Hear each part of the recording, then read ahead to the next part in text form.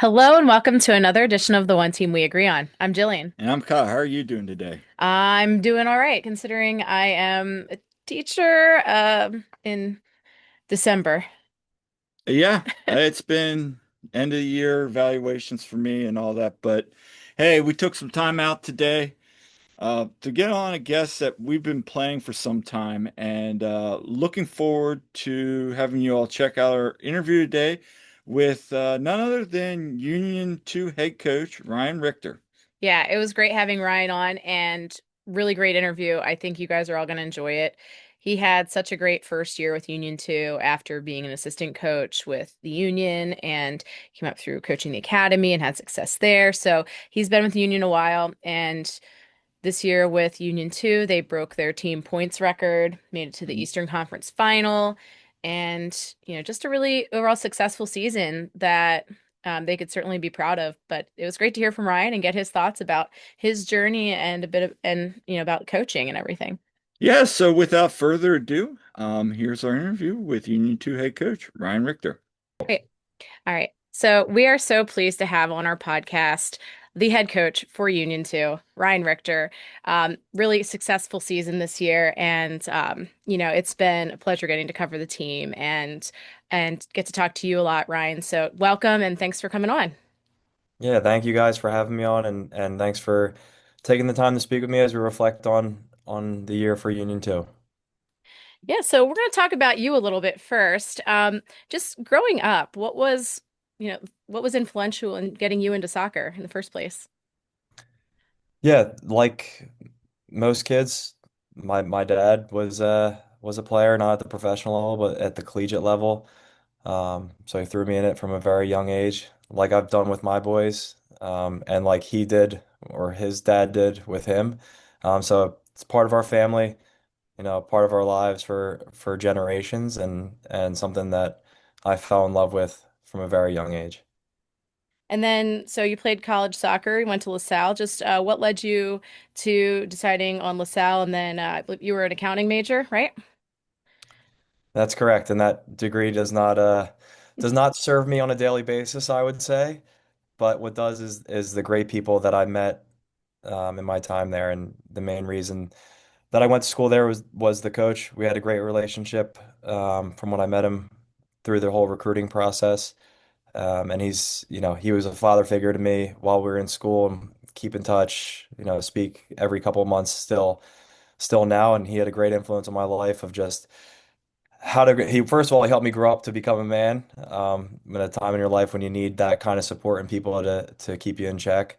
But the way that he supported me and taught me, how to lead people, how to behave around, right now kids of the age that I'm working with, and how to push them to be better. And it's not always on the field. The more impactful stuff is the way that you can kind of help these guys grow from being kids, turning into young men. And that was a great influence on me and what led me to going to LaSalle. Yeah, I see that influence has really paid off because I see that same way when you interact with the players and everything. So, I mean, the character side of it's so huge with coaching. It's more than just the actual sport itself and the training. So, that does go a long way. Um, Now, was playing professional soccer always the plan, or what was your backup plan? Yeah, no, I mean that was the target once you kind of take steps. First, it's can I play in college? Can I play at Division 1 college? Can I get a scholarship? You do that, you kind of reset the goals, and it's, how far can I take this? I had a successful first season in college, and then it's like, okay, what could be possible after that? Um, not many players from LaSalle end up as professionals. There's a couple of us, Mhm. myself, Johnny, Jason Plumoff, and one or two guys before us, Kevin Coleman, Cecidio Colasante. So, not a long track record of players from LaSalle playing at the professional level. Um, but that was the target of mine. Once I had that little bit of success, I gained the confidence, like, okay, maybe we can take this a little bit further. And then once, that became a reality, I had a really strong senior season and got drafted into the MLS by the Union. And once that became a reality, it's again, you set the bar. Now can I be successful at this level? Now how far can you take this? And then when that ends, it's setting new goals. You know, the same in the position I'm at now. It's setting new goals for next season, setting new goals for 5 years from now, and chasing them. You know, the same way that I encourage my players to have really big ambition and then chase it with everything that you have. Yeah, and just talk about the feeling of being drafted fifth overall in 2011 by your hometown club. And then you scored a goal August 24th, 2011 against Harrisburg City Islanders. And just, you know, I found it really interesting, by the way. I read somewhere that, you were finishing up your credits well after you got drafted, which, what, six classes? Is that correct? So that's a lot, Yeah, you that know? sounds about right. And Yeah. some help from teachers understanding the situation. I think we were away for like the first couple months with preseason, and for the most part, they were all cool with it. Some I had to take it. I think the following semester, I think they just said there's no way this is going to work, which that's okay too. But I know I'm happy that I did finish my degree. Not everyone does once like that kind of becomes a reality, so that was important to me and my family. But no, to get drafted by my hometown team, I mean that was a day that I'll remember for the rest of my life. It was my wife's birthday, so I take away, her special day and put the attention back to me.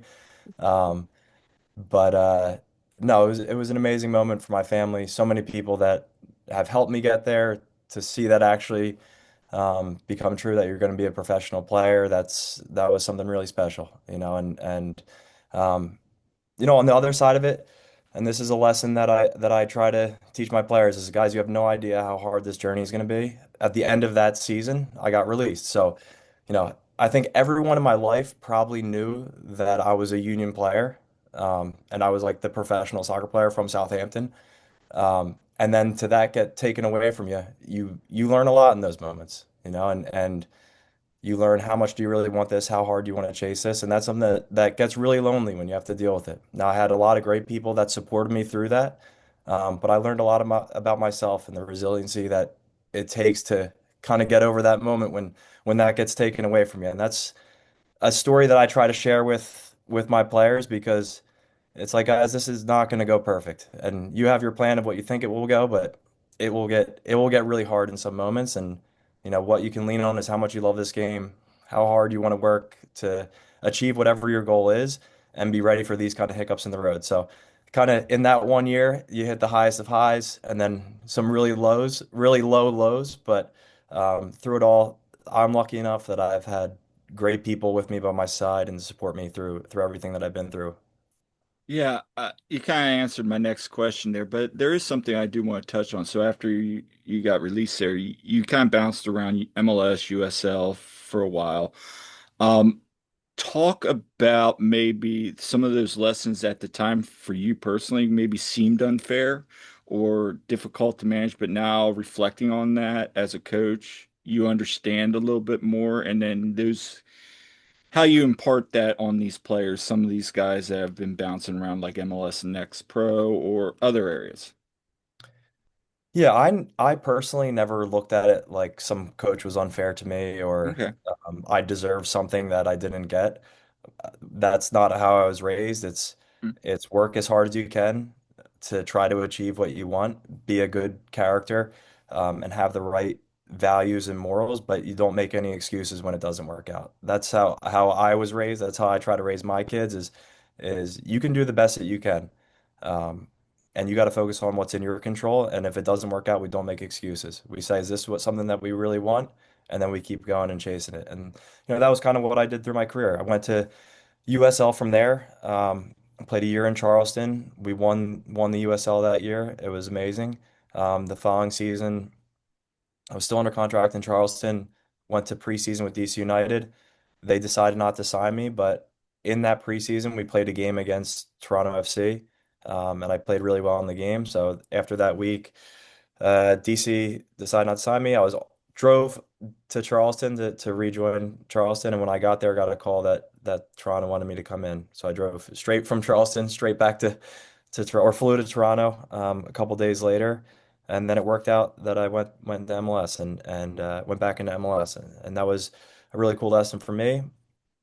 And then you go through 2 years there not playing so much, and that's I couldn't break in, and that's where I was at. So my decision was to go to a level where, I thought I could get better and compete and play every day.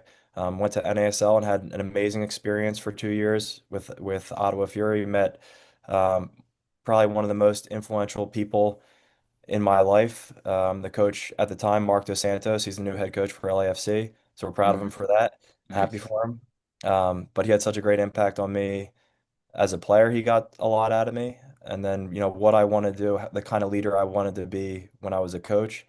A lot of the ways that he led his team are things that I thought were the right way to do it. So that was amazing for me to see. After 2 years there, came back home with Bethlehem Steel to give basically it was to give one more shot in MLS, to see if I could make it in with the Union. It didn't work out, so I moved to New York Cosmos for 2 years, and again met another great coach, a great leader in Gio Savarese, another person that was very influential in the way that I try to lead people.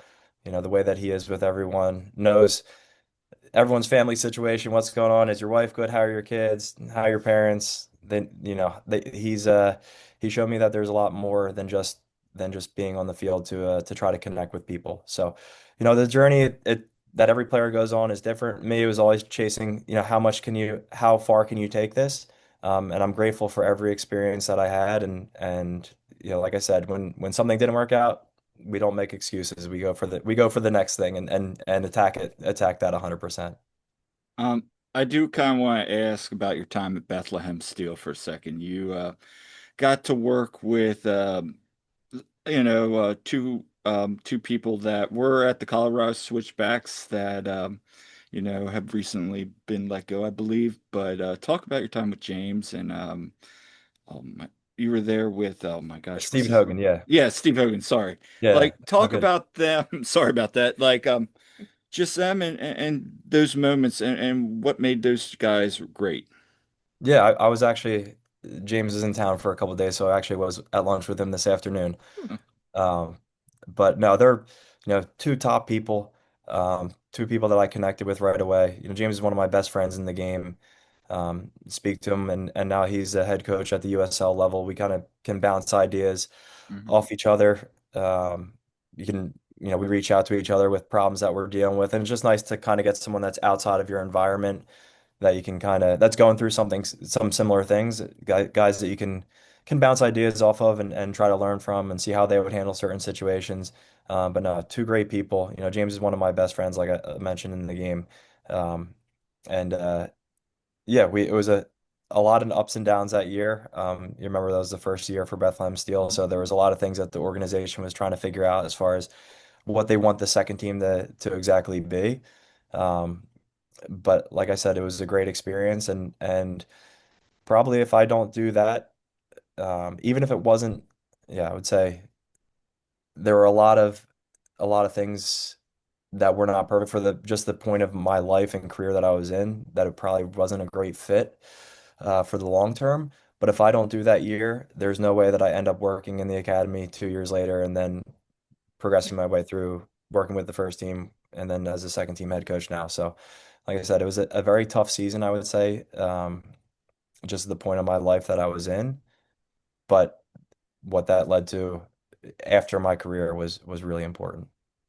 Yeah, and so you worked your way up through coaching with the academy. Just talk about that experience a little bit too.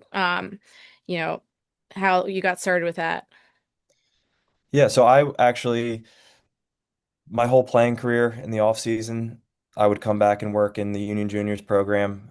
If you guys know the name Ian Monroe, Yep. he influenced so many coaches throughout the Union organization, but it was Ian running it, Phil Karn, Kevin Coleman. These guys brought me in while I was a player during the off seasons and really learn how to coach. And as soon as I started to get involved in coaching kids, I loved this piece of the development. I mean, it's so innocent. They take information without any with so much less, I guess, attitude or their own Sass. opinion. So yeah, Sass, Yeah, yeah, that's sass, a or good way to why are put we it. doing this? right. Yeah, so it's like it's just the game at its purest. Mhm. I still coach my boys teams now, and it's like I really have such a strong passion for coaching young kids. But this was my introduction. I fell in love with everything Richie was doing at YSC. I fell in love with the building. It's still when you go in there, it's like so nostalgic. And then what they were trying to do with the academy, the idea of, developing the American player to try to help him play at the highest level. It's like, what if, as an American soccer player, like how can you not love this idea and like be fully in on this vision? Um, and that's kind of what led to the academy job. I think the guys that were involved, Tommy Wilson, Ian Monroe, Richie Graham, they knew like that what I wanted to do in this game as a coach, it aligns with what their vision was of the program, and that's trying to help the American player progress through and see if we can create world-class players by creating the right environment for them to develop. Um, so when I started in 2018, um, again, I spoke with Richie and Steve Graham. They got me involved in some of the stuff they were doing with kind of, it's really young. We're talking under eight, under nine, under 10, the Union Pre-Academy. Um, and again, I was all in for this. I was all in for the development of young players and coaching the kids. It's so cool when you see kids that are 7, 8, 9 years old and they love the game. They want to train for 2 hours straight. They want to compete. They want to get better. And they have their own ideas. They surprise you with some of the stuff that they can come up with, the creativity. So that was really cool for me to get involved at that level because yeah, I love seeing. I still am super passionate about coaching young kids today. Um, so that's how I started with the academy. So similar to Jim starting when he came up through the ranks during his time when he was at Philadelphia, when he got my understanding, Jim kind of started out there as well, coaching younger kids and kind of worked his way up too. So I guess transition into that, what was the best advice you ever got from Jim?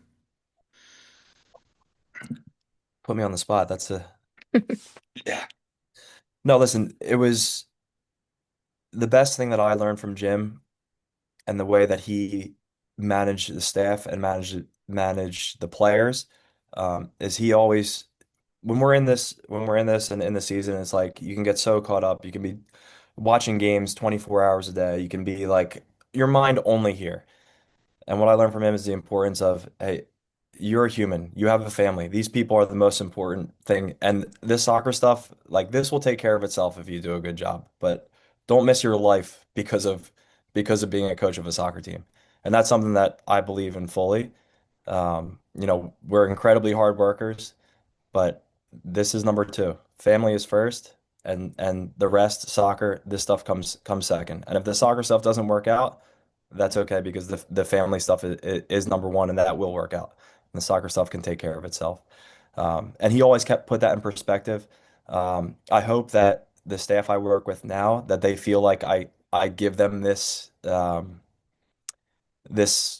freedom to like look at life that way and understand like guys if you need something you're gonna miss your kid's game when we're in the office and it's not something critical like please leave go like be with your family be in important things because we miss enough for this we miss enough for working in professional soccer so I said that's the biggest piece that I picked up from him is take the human view, family first, and then we all perform better when we have this is what my opinion is. Yeah, no, I think that work-life balance is so important. It really is. And just with your time with the first team, you were one of the assistants. Like, what was your day-to-day, week-to-week season responsibilities, and how did that prepare you for when you took over Union 2? Yeah, so a lot of things. I mean, running training, preparing for opponents, and then post-match review and presenting that and both those for the team each week. Um, so a number of different skills that you pick up is the most important thing, speaking in front of people. I'm grateful for Jim that he let me do this weekly, um, to reflect on the game, hold people accountable in front of a group. Like that's a very tough balance to make because people get sensitive when you have to call them out in front of the group. But trying to direct the conversation in a way that it's not an attack on somebody, but you make a correction and we have standards that we have to hold people to. So that's from a post-match review standpoint. Pre-match, the detail that goes into it. I mean, you're talking watching 4 or 5 games for every opponent that you play. So those hours add up, especially midweek games. You're talking 15, 20 hours a week of watching games. And you have to go in and be focused and be able to gather the detail appropriate so that you're preparing the team in the right way when you present it to the group. And then running training, finding your voice in front of a group of professionals, finding the way that the keep sessions flowing the way that you want them to, but stepping in at appropriate times to make the coaching points to kind of drive make sure the focus is on what you want the team to improve in. So those are all skills that you work on that make you a better coach, I would say, from a technical standpoint. But the piece that you don't get as assistant coach that at least I felt I needed to get better at is the leadership part, the communication, the way that we're creating a culture and an environment where everyone is pushed, but everyone feels like, they want to be there every single day. And this leadership piece is just that is not your job as the assistant coach. You try to help as much as you can, but ultimately people are going to go the way the head coach goes. And that's something that's a different job as a head coach, even if it's at the Union 2 level compared to MLS. Yeah, and speaking of leadership, just talk about Bradley Carnell for a moment. Just how have you seen him grow as a coach since arriving in Philadelphia? And then the same for John Shear, um, you've worked with in various capacities. Just how have you seen him grow as well? Yeah, I'll start with Bradley. I mean, it came very clear when Bradley came in, like he has no agenda. It's his agenda is to improve the club, improve the team, see the team play in the style, and try to get the most out of people. And he's very open with his communication. And he has been the entire season. Anytime I call him, I know how it can get. Like you're preparing for a game, and it's like you have all this and you get a call from the second team coach. Like you can imagine that's like, come on again. But I never felt this from him, and I appreciate that type of leadership of like, okay, this guy for me, I want to do the best job I can. It's to support him. I always feel like he has time for that. And that's great leadership words. I never feel hesitant to call him if I have a question, if I just need clarity on something. But his communication has been amazing throughout the organization. And it's a big part of the culture that they created this year. And you can see it on the field. You can see the way that the guys are connected, uh, the way that he's gotten so much out of that team. So that was really cool for me to see, and again the way that he's treated us in the second team project, it's clear to him that this is an important piece of the entire project. And for John, and John and I have been really close for probably the last 8 years. We started together at the Union around the same time and have worked together in a number of different roles. He was a scout for the academy when we worked in the academy, scout for the first team when we worked in the first team, and then as director for the academy and the Union 2 phase over the last year. But we're very close, and our relationship is one where if I need to challenge him on something, I never feel like I can't do that. He's open to that. We might argue back and forth, but we have one target in mind. Let's do the best. So no one needs to be right, but we need to do the best. That's how we approach this. And like I said, we have a lot of the same mentors, a lot of people that the principles that they instilled in us of what this project is supposed to be and how we're supposed to treat the people in it. We believe in a lot of the same things. So even if it's something that we disagree on, again, like I said, our target is let's do this the best way that we possibly can, and we're both all in for it. And at the end of the day, he's my boss, so I have to say nice words about him on here. Well, I think it's been very apparent that there's been a lot of continuity between all the various levels, Academy, Union 2, first team, so I think that that's huge. I mean, that's huge for a program. I So, mean, that's been our biggest takeaway from this year has been yeah. the continuity from the first team all the way down through the academy Yeah, and I know and our observations. yeah, and Bradley and John talked about that a bit in their presser. So, that's huge to success. Um, Looking at the season, looking back with Union to this season, what are your final reflections and how did this team grow and what would be the story of the season for you, so to speak? Yeah, so the story of the season to me, when I take the long view, I'm really proud of the culture that we created. I'm proud of the culture of the staff that we had, and we didn't have so many, I would say, tough moments throughout the season, but we had one or two, and the way that we responded in those moments. And the real story of the season is it's about the development of the players. And if you go about halfway through the season, I think you saw a change in 5 or 6 players from the first team for a number of different reasons. They're at different points in their development. David Vasquez went to San Diego. Amazing opportunity for him and a successful move for the Union organization. So that's a while that hurt a lot the style of play because you're losing to me probably the best player in the league at that time. You're losing him on the field. This is a win for David and a win for the Union organization. CJ moving on loan to Lexington, and Isaiah moving on loan to Detroit. The two of these players, again, huge pieces of why the team is winning on the field because their level is so good.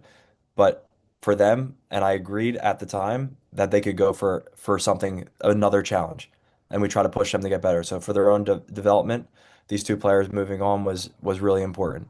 Um, Henry Bernstein, Gavin Wetzel, Zach Masterdimos going to college. Again, three players that played important roles in our team.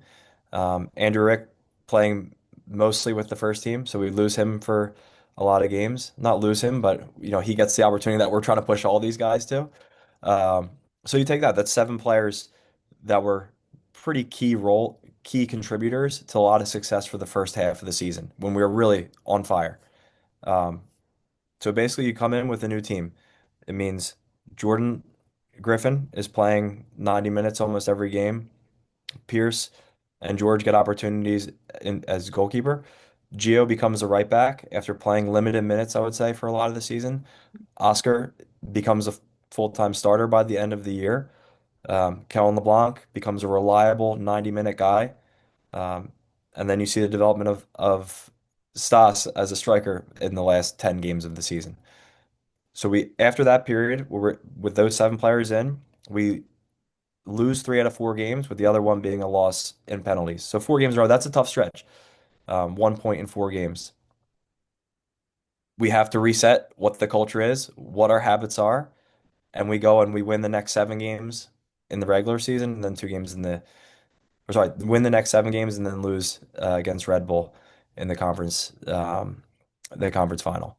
So the story of the season to me is that we brought a group of players along that changed because they needed something different, which I'm totally cool with. That's the job. Push them to go to a higher level if they needed more challenge. Or the guys we lost for college. I wish we didn't, but we're not signing you right now. We're not going to hold you back from this opportunity and change your life in a negative way. Go try this. Totally cool.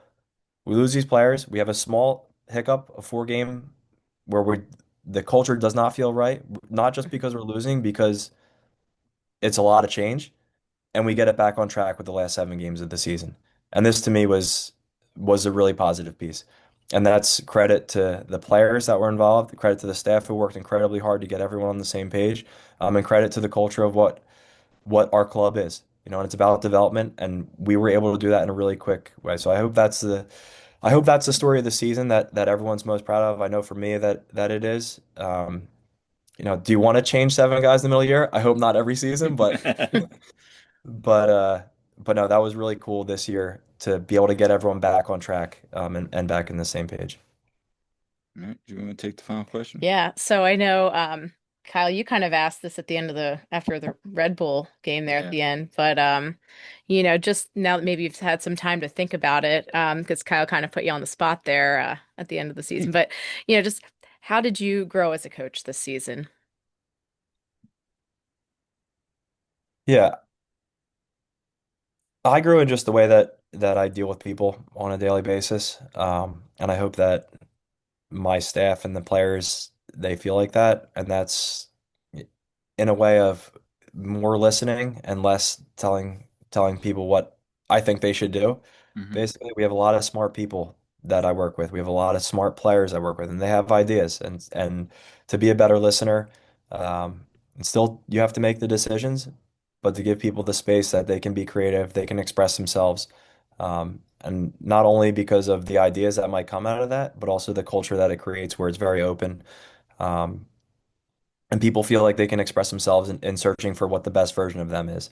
So, no, I don't think anyone's a finished product in that, and I hope that every year I get better in this in the way that you deal with people, manage people, deal with your relationship and friendships with people, um, and the benefit of that is that our culture only gets stronger and stronger.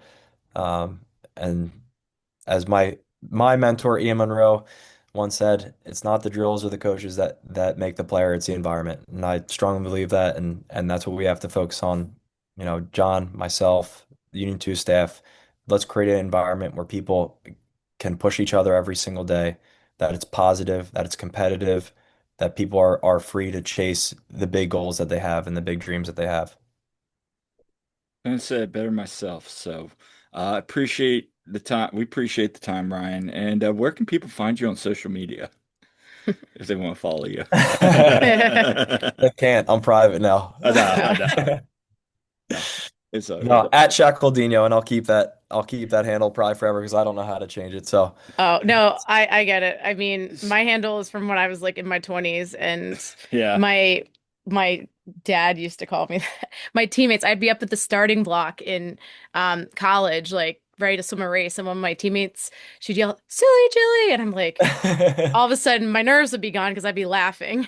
yeah. So, it's just kind of stuck though. So, But no, Well, I'm that's a yeah, it's all boring good. follow, so you're gonna see pictures of my kids and my family. That's about it.